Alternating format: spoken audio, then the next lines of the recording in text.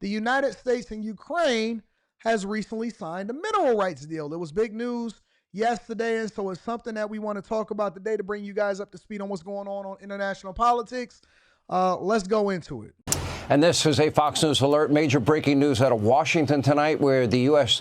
Treasury Department just announced the creation of the United States-Ukraine Reconstruction Investment Fund. Now, this is part of that Ukraine minerals deal that the administration has been working on for months.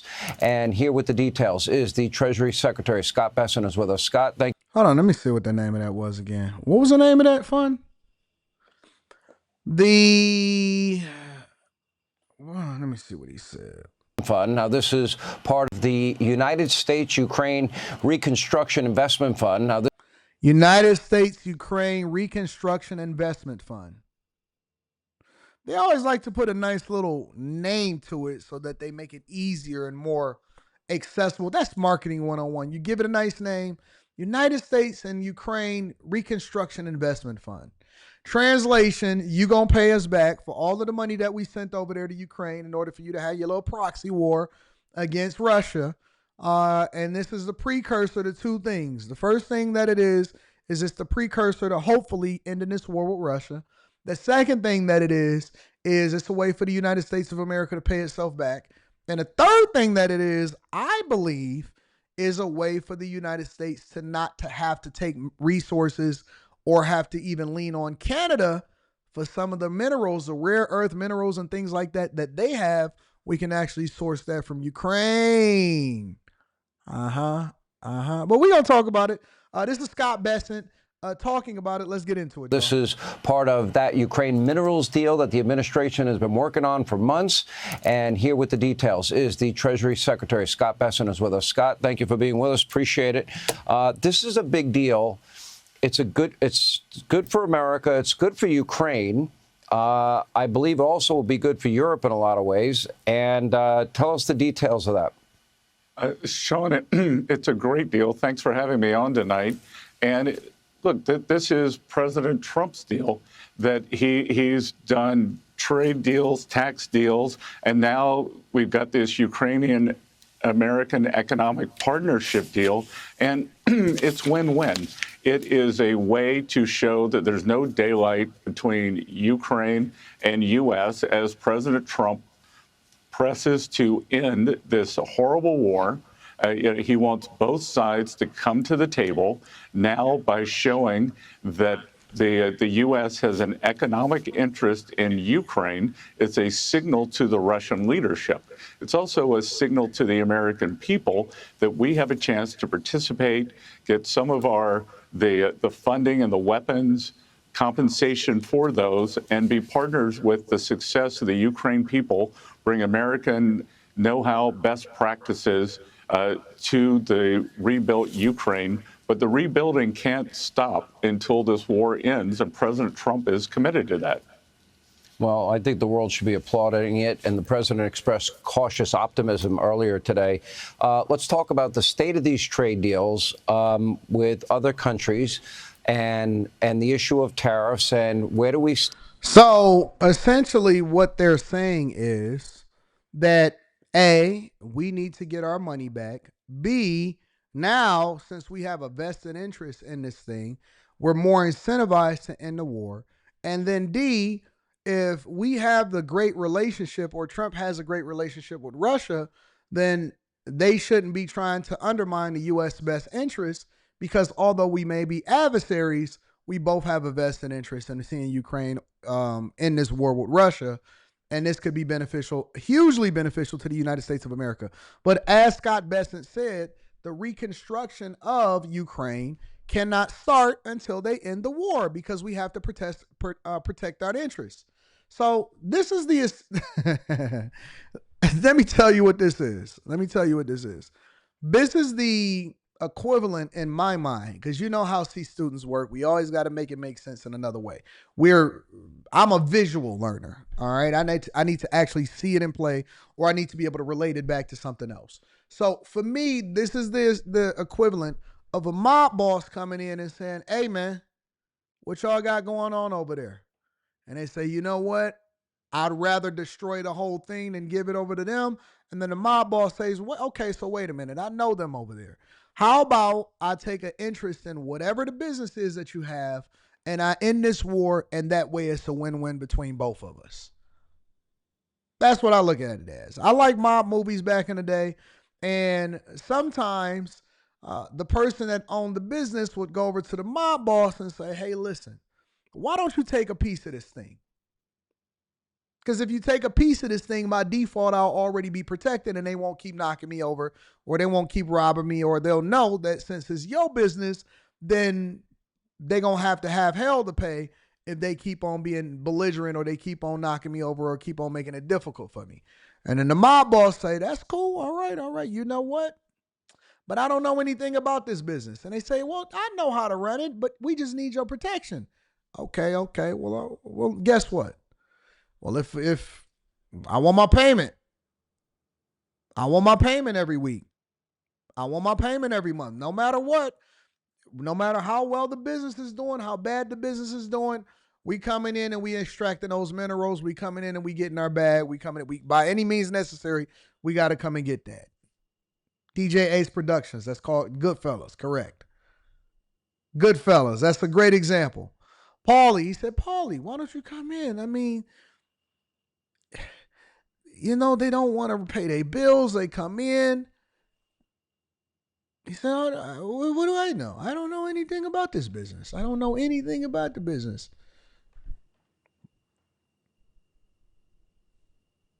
That's how I look at it. It's a very similar situation to that. That's exactly how I look at it. We do have some breaking news that we do want to bring to you regarding the war in Ukraine and this deal and these negotiations that we have been discussing here on Live Now for months. The rare earths minerals deal with the United States and with Ukraine. Well, we're coming on the air right now. It has been signed. This is breaking news here. And we heard in a video just posted from the Secretary of the Treasury, Scott Besson, announcing some of the parameters and the particulars of that said deal. Here's Secretary Besson. Let's listen. Thanks to President Trump's tireless efforts to secure a lasting peace, I am glad to announce the signing of today's historic economic partnership agreement between the United States and Ukraine, establishing the United States-Ukraine Reconstruction Investment Fund. This partnership allows the United States to invest alongside Ukraine to unlock Ukraine's growth assets, mobilize American talent, capital, and governance standards that will improve Ukraine's investment climate and accelerate Ukraine's economic recovery. Translation: we want to make money off of Ukraine, and so now we have a vested interest in it, and we want to make our money back plus some. We want our money with interest. Listen, once you get past all of the terms, once you get past all of the rhetoric, this is what it means. We have a vested interest in Ukraine becoming a better developed country than what it was before we even got into the war. In order for us to do that, we want to make sure that we get our money back, or else we don't want no deal. And it's the mineral rights deal. It's all of that. We want the rare earth minerals. We want everything. Now, Ukraine could benefit from this as long as we continue to get our bag. That's what it is. It's an investment. The Development Finance Corporation will participate and help to establish this fund in collaboration with the government of Ukraine.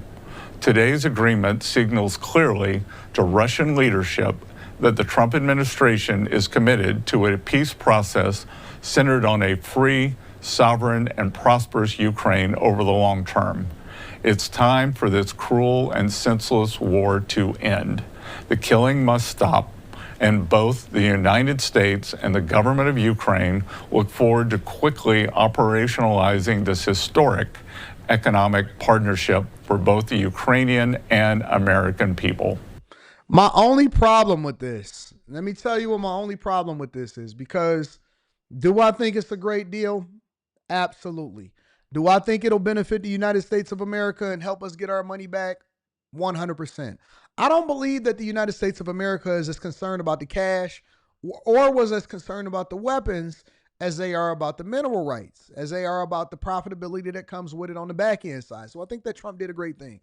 My only reservation about this is with it being there, and because we still haven't signed a deal in order to end this war, but let's assume for the sake of conversation that we end the war with Ukraine. What happens if Russia and Ukraine have a little bit of a skerfuffle in the future, but our interests are compromised as a result of it? Do we then become adversaries again, or are we now in another proxy war with Russia? If somebody else decides, or if Russia again decides to invade Ukraine, or they decide that they're not abiding by whatever the ceasefire or the peace treaty that is then signed in the deal whenever this war ends, because the war, I'm assuming, is not going to go on forever, do we then become, by default, invested in this proxy war with Russia if they ever decide that they wanted to go back to war or invade Ukraine again? If we looking at it from a long-term perspective and how this will then impact us as far as our relationships with other countries, or because, it's one thing for us to hold Biden accountable and say, hey, listen, this wasn't our war in the first place. We never should have been involved in it. And why are we giving our resources over to help Ukraine when we need to be protecting American interests? Well, okay, so now you get to the point to where you say, all right, well, we're protecting our own interests because we now have a vested interest in Ukraine and paying us back.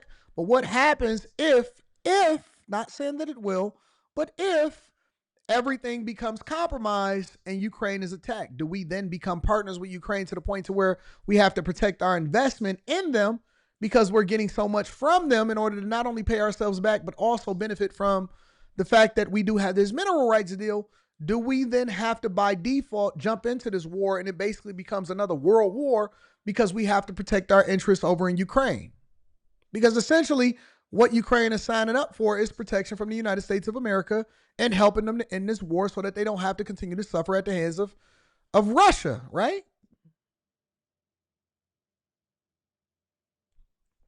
That's the first thing that comes to my mind. Of course, I'm looking at it short term. Yeah, I want to end the war and all of this stuff, but I'm also looking at the long-term ramifications of what this could be.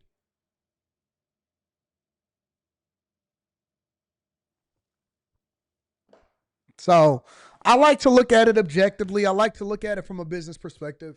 And I also want to look at it from all sides. Unless we basically develop a better relationship with Ukraine's adversaries, this could become a potentially bad situation from us also.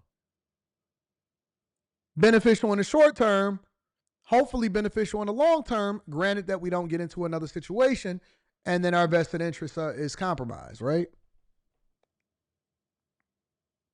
Everything is great when the money is flowing. It could be problematic when the money not flowing. So